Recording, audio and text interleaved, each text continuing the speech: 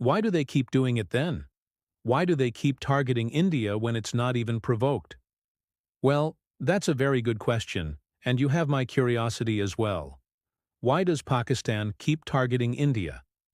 The latest instance is from yesterday.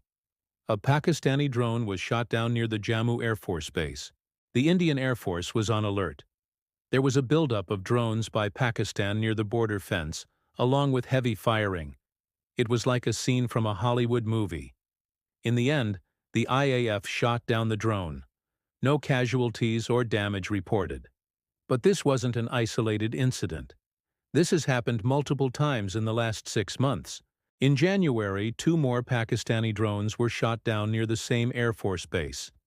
In December 2021, there was an attack on the Air Force station in Pathankot. All these attacks have one target: military installations. And all these attacks have one motive: to bleed India slowly, to drain India's resources, to exhaust India's patience. You could say that it's a new form of warfare, a hybrid war, where non-state actors supported by the state do the dirty work. So how does Pakistan benefit from these attacks? How does it help their so-called Kashmir cause? By targeting military installations, Pakistan is only hurting India's capacity to defend itself, nothing else. What it cannot understand is that India's armed forces are capable enough to deal with such threats. Take, for example, the recent incident.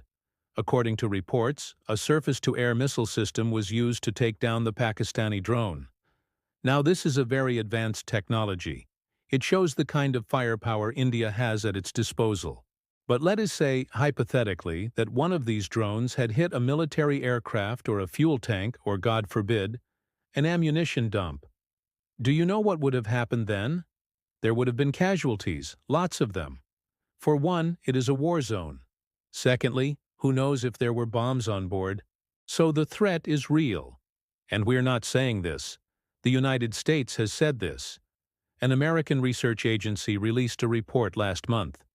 It said that Pakistan's drone attacks on India are a growing concern. And we quote from what the report says: "While the number of attacks is small, their potential to inflict casualties or damage is high." That's the threat we're talking about. And the solution lies in New Delhi's response. One cannot be tolerant towards terrorism, not even for a second. We say this because it's easier said than done. Neutralizing drones is a tricky affair. They're small, they're unmanned, they fly at low altitudes. Plus, they can carry explosives. So any response has to be calibrated. But that doesn't mean that India must remain on the back foot. We have suggested a multi-pronged strategy earlier. One is preemptive action. Another is a strong diplomatic pushback. And we're not suggesting military strikes across the border. But Pakistan must be made to pay a price for every attack, every drone attack. The moment there's a breach in Indian airspace, there should be a response, and it must be strong. Pakistan will then be forced to rethink such misadventures. As for diplomatic efforts, India has raised the matter at multiple international forums. Yesterday's incident, for instance, was also reported to the DGMO. But Pakistan is not a state sponsor of terror for nothing. It will not hesitate to violate international norms. So India must push for a global response, something like the red lines that were drawn during the Cold War. If a state or non-state actor crosses these red lines, there will be consequences. It's a concept worth exploring. But coming back to the present, why is Pakistan doing this now?